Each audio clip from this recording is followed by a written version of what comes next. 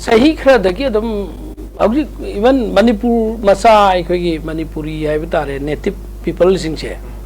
indigenous amadi native people singche sina phangada pa chakthung si mapande lakpana mullaga oibaside even government gi machinery sing the institution da government gi thabuk tawbuda ekhoi Manipur do budu hoi sahi kuine leijare du tawre haga so Manipur masa asengba Manipur gi elhumi nataba sing da thabuk piriba government gi higher authority officer singche including ministers sing MLA sing MLA na makhoi gi kota da happy bene me thabu yamaba interview sabsana staff selection commission natragana Manipur Public Service Commission adwai da tawkhibadadi khara kumna yengamba yai natabida narunda akhoi gi government gi khwaidagi masi phajadaba londi taba moigi huralana da hapaya bagi practice sama kharamba na ai matam da department sing da contract ta thauka hapase contract ahan ba thauka hapase swai di akhoi gi thabuk qualification ka chana da ba post khara kaure hai na daga ma gi email orga wari amda PhD lor ba mi du contract ki lising ni pan gi tolo tadi kana changing de na swai di naronda idhar udhar da laiba mi sing di tumina mantri da yanarga chief minister da yanarga MLA da yanarga contract ne sang hong tuine ba paisa swam tingaroi na interview su chumna ta oroi ba aduga sahi ama niyom laga sarkar do na kaino ta orga regular ta thopi bane ba adu ai dinga sai gi Manipur gi genuine noiba matik chaba aduga nataga Manipur gi macha sengba singda sina phangadab se ga sai gi Manipur da sai khra dagi saidang ambadagi chumna phamba salaga hippa sale aina laiki mi singdo adi singdo na government gi job to myam tawre ba department myam da sigi sikana no achaw asang phamnai ba singdagi thamoi sengatadagi makoi gi khudong chaba yenga thauka hap khudinga si myam am leire institution mayam da hojik chu adum leptana tawki gane ba moigi hoji aikoina swai de ba proper government ama da ka ne ba tamo any state ki law ma state ki legislative assembly da natagi state ki kagi minister sing kainona minister na preside orga magi calling khada cabinet calling na cabinet decision lorga su government hai bisi kana no matlab da chief minister cabinet minister amadi local MLA sigi team sina pullaga phasana lo si sem ngai na tadi yaroi ba aikoi civil society ni voluntary organization ni aikoi adu ne haibadu na sem lo du di chanabi ya lo na te ba Prajana ima iben kayana maira bai bi lingkhat ki nisabal lingkhat ki kari de gino aikoi Manipur masa singchi maruina aikoi tampaktal gi ni sing lingkhat ki maitai sinau singchi yu thak pananga si di yu thak pana punchi ni pa singi punchi ji mangkhre magi family ki awa pa se theng bange ngasi maitai nu pa singi masing ja dung matik walak patare na maitai ima singna nisabal nai sem ki bane ba 1980s ki matam dagi Ju thangada mena adu Manipur sarkar na ju si legalize oigadam mena tawthopi ke upai le hante ba yu thingada mena naharun kaya na thingrakpado ngasi di sarkar na legalize tawthoga yu ji phajana niyom chuna sinaga niyom chuna sungaga niyom chuna thakpiro yu ji thingaroidam ne haibire ba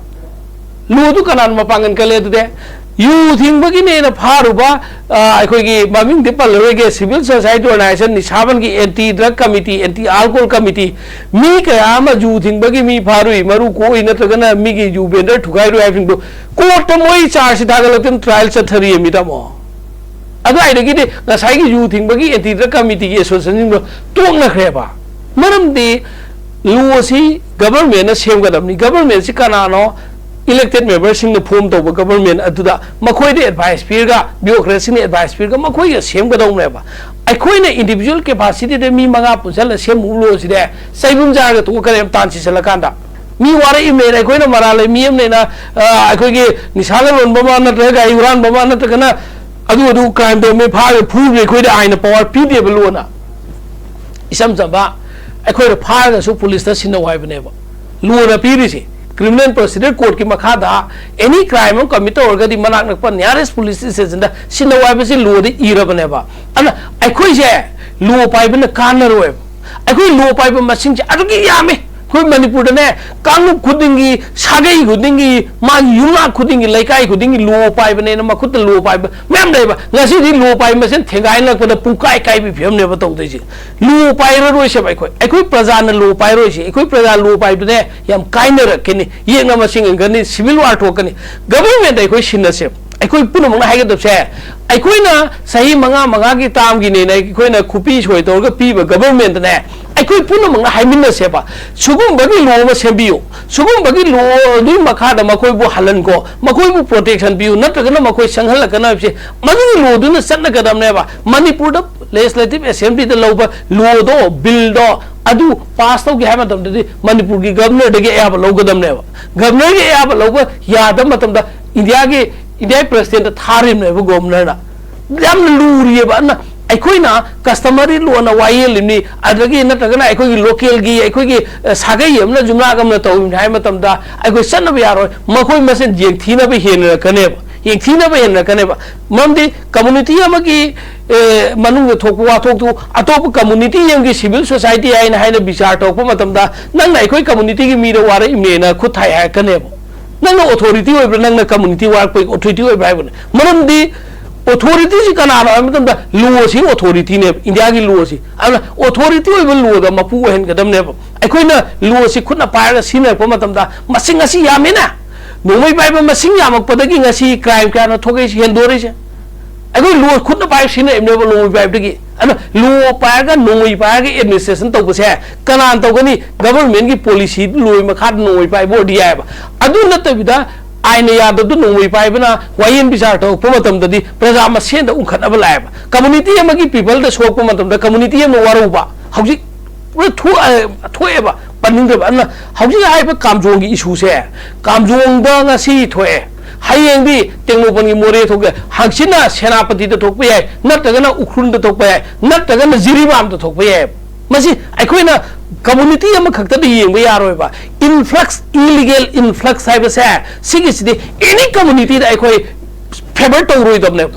maram di madu ki community gi leite dharma religion gi leite madu ki sakchu phijet mane na aikoi gi mana chele phijet kai khoi phijet mane na nungsi utpa ya de kai gi no hai matam da ai sakhung gi ai gi yumpham leitring da ai manipur tangdu le ta ba phibam leitring da atuba country da gi adum ba illegal influx sanghal la khibai asylum se pi ba tar ga di aikoi da kai rakani habsi ai mu kai rakane ba si control to ba se government na bi ma thawai ga dam ni government dai khoi support pi ga dam ni aikoi section khuding maki civil society ogera individual ogera aikoi khuding mang na proposal se pi ga dam ni policy pu thok pi ga dam ni government sing se Siang hari government da MLA menteri woi besing si masuk bagi nasa daba wakan karim tak kanjan daba buat ekar ke Delhi da plate law ke tumin lay thoki be MLA me ama buat ekar ke mai kendra da na tak kuatar da tumin lay ki group ama hauji yang ne Manipur ki asuk yang na mai sak pasida MLA kaya no ba Manipur ki mai sa sida thawai yang na ai Manipur kai bi aroi na ai Manipur thoi se na chong thok kana lay gi ne masing kutik bu dem lai bani da nam lai bane ado election matam da di chentho ga ba vote khombe di honarim ne vote khombe ai gi iram da manipur kai da na bai da mukta di chung thok ngam de MLA singina MLA amatang di ai sara silaga hunger strike to su toge india government gi mamang dai na to ngam bra ne nate armed forces special powers act lok thok na ngai da makta manipur masa singi da muk thawai kan ngai dong ta sarmila na sai tara mari sara hin ngami Manipur ki MLA minister amatana kana gumutana no makhang di ai masi ko Manipur kan ngai nong tai sara hin ki hai bangam bro no adu ki gas leba yaw de social worker toxin na bana masing yaw thro jani da tapat nga tana ya manda sumna gi bole bi ne paisa nong sa krai dei no ga dum hai ro ge source pakai pai ki ta ki bole pa ya re ne ga ne bole pa na ferin turing hai bi ai khoi na izat tawning ba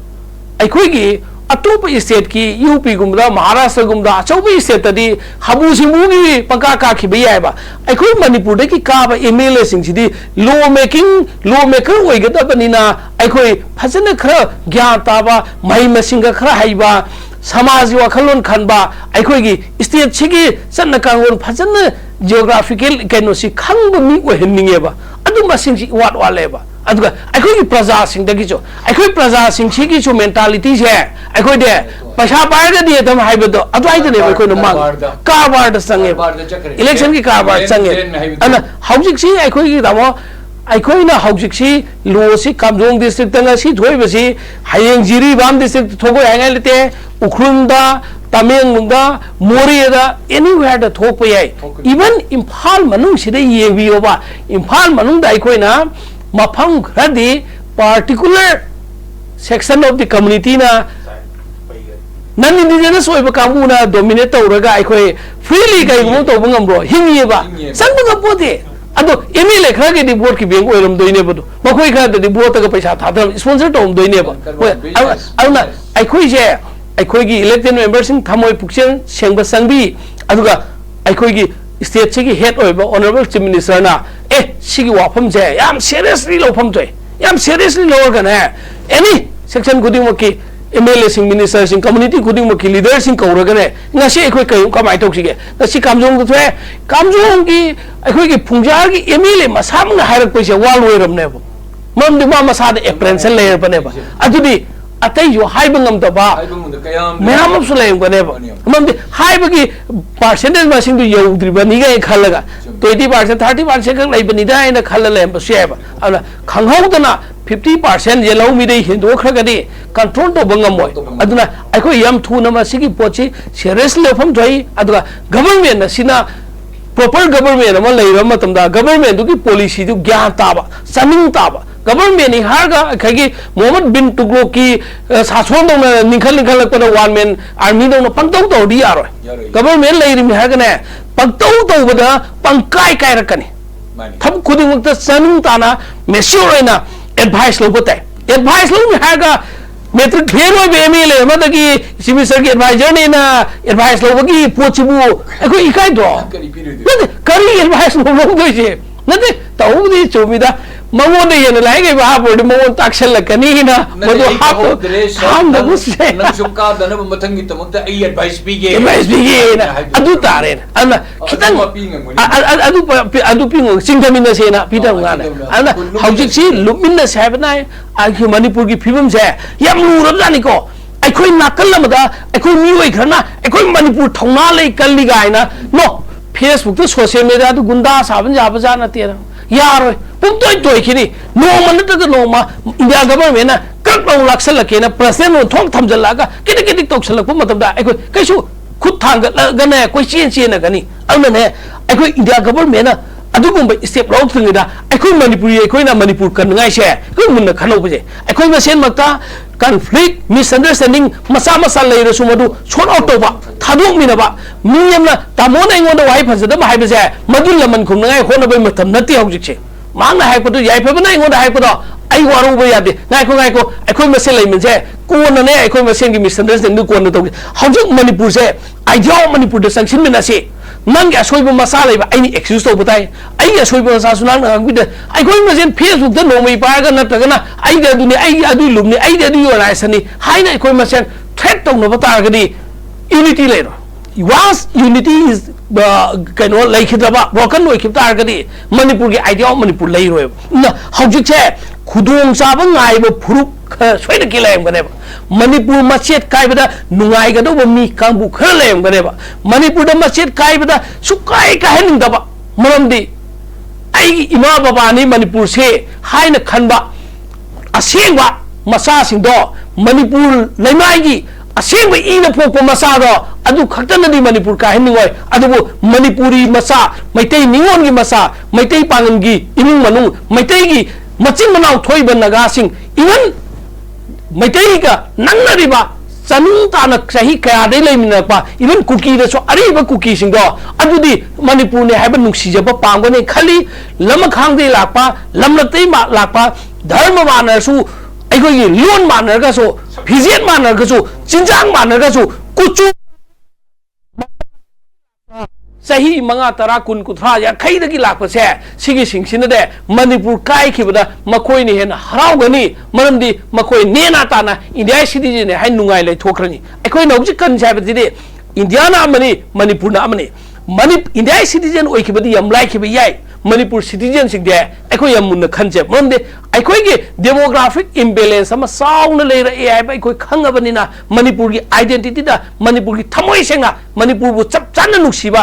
आई मणिपुरी की loan बु इमा Loni हाइना इसाना थमोय the चेनरगा Manipur की फिजोन मणिपुर की tradition Manipur की culture Manipur की चिंजाक मणिपुर की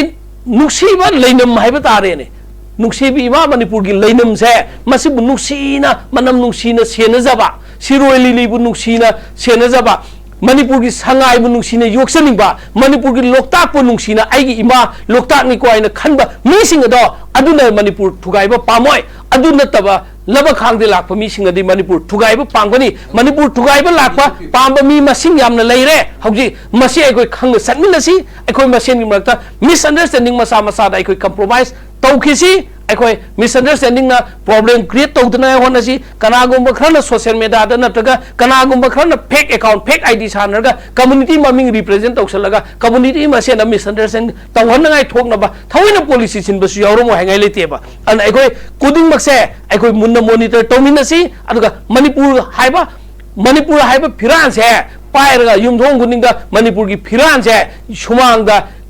सुमांग मणिपुर की फिरान से युंगा अखोय मणिपुर की आइडेंटिटी गांगना अमतो होनमिनसी मदुई मतमदुदने मणिपुर कनाना सु थुगाइबंगो मोय हेबो वाखल लोजै थमजगे।